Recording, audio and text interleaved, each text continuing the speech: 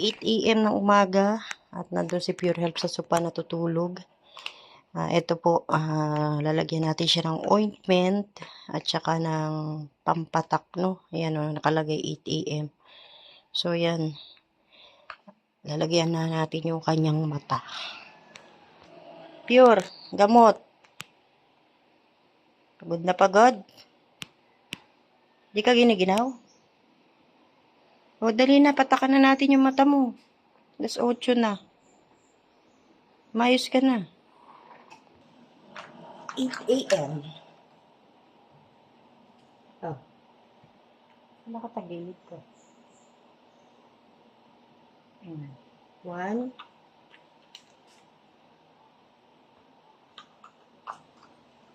Saka.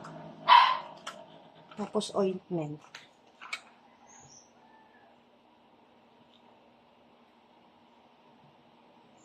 Napataka na? Wala pa. Wala. Wala na yata laman. Pumatak. Meron na. Tapos ito na. Bigyan natin ng ointment yung mata mo.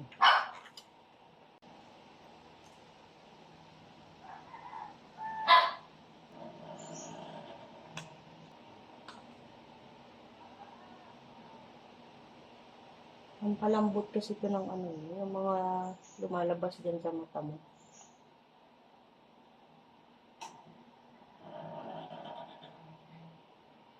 Masakit? Ayan, okay na. Tapos kumain ka na kasi inumin ka pa bang gamot? Ay, oo, antibiotic. Kain ka na. Luto na yung sinain. Ayan na, kakain na po si Pure Health. Ito po yung ulam na niluto natin kagabi. Isda po na nilagyan natin ng talbos. So, ayan, kakain na po si Pure Health. Siyempre kasama ako, nagugutom din baga ko. Tapos, ito lang yung kanin ni Pure Health. Ito naman yung saging na dala ni Ian. Ayan, papaulam natin sa kanya. Kakain na rin ako ng saging. Ayan, tiisa kami. Ay, kambal.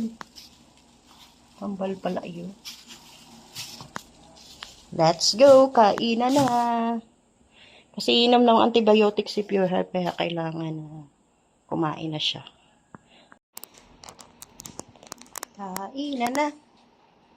Kain po tayo.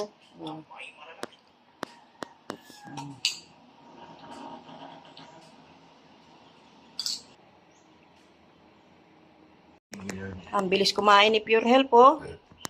Busog ka na? O, ito yung kuha ka ng isang antibiotic. Inumin mo na. Okay. Ngayon, pwede ka na magsipilyo at matulog ulit. Ganun lang po muna ang gagawin niya ngayon sa buhay niya. Kumain, matulog, bumangon, uminom ng gamot. Yan. Sa buhay niya. Yan na muna. Magbubuhay mayaman nga siya. Tama yung doktor. Good morning po. 8:49 ng umaga. Nandito tayo sa likod. Yan. Siyempre, kinamusta natin yung ating mga pananim.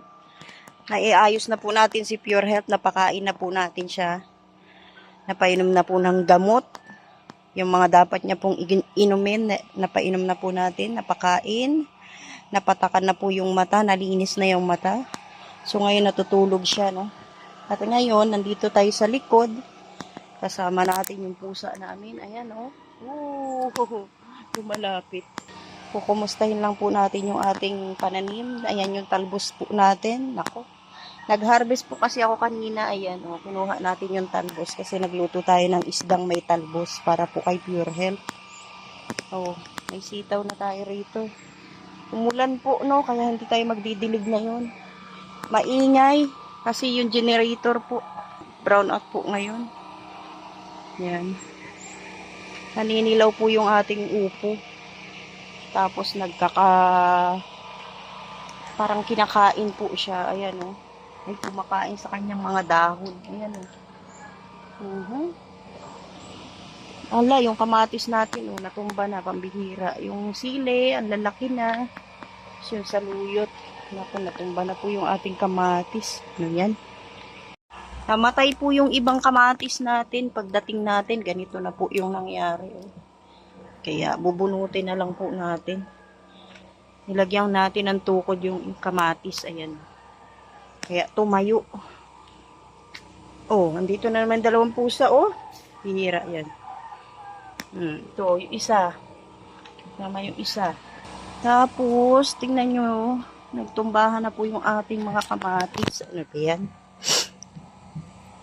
May mga tumutubo na naman damo. Nabubunot po siya. Kailangan natin ng lupa. Tatabunan po natin yan. Tanggalin natin mga bato. Ayun, dami.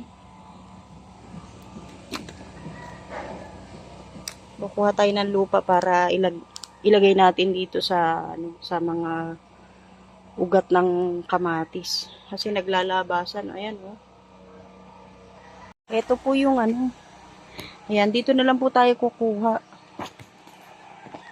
Dito tayo kukuha sa pwede na siguro yan. Yan po ang ilalagay natin dun sa may kamatis. Ayan, nalalagyan na po natin ng lupa yung kamatis. Kasi nabubunot na po. Ngayon po dahil butas-butas po yung ating mga pananim, meron tayong panlason. Anuhin po natin kasi kinakain po yung mga dahon. I-sprayhan po natin. Yan. Para hindi po siya magbutas-butas. Anti-insect baga. Oh. Butas-butas na, oh. Ayan na, na-sprayhan na po natin siya ng anti-insect. Kasi nabubutas nga po yung mga dahon. Lahat na po, pati dun sa talbos natin. Maging sa kalabasa natin. So, hindi naman tayo magdidilig kasi basang-basa naman ang lupa, Ayan. Ito na po yung kalabasa ni Pure Health, oh. May mga bulaklak na po. Abangan ko po kung kailan mamumunga. Kasi ang daming bulaklak, oh. Diba? Oh. Laguna ang kalabasa ni Pure Health. Ayan, oh. Oh, diba? Hintayin natin kung magbubunga. Medyo uminit-init na, Ayan, Umaaraw na naman. Wala pa rin po tayong kuryente. 10 hours daw ang kuryente bago bumalik. Kaya naka-generator tayo. Maingay, Ay, magandang hapon. 5:37 na ng hapon. Ayan, nagdadamo tayo rito kasi sobrang tataas na po ng damo. Nandito na naman po yung ating mga alaga. Ayan. Ito na yung naumpisahan natin. Kailangan po natin gumamit ng asaron dahil sobrang hahaba po ng ugat. Ayan. Tapos dito na tanggalan na rin natin. Medyo marami-rami pa po. So, asarulin po natin yan para hanggang ugat tanggal. Aba, nandiyan ka na kaagad, ha? Nandito ka na kaagad nakapwesto porque tatanggalan ko lang ng damo.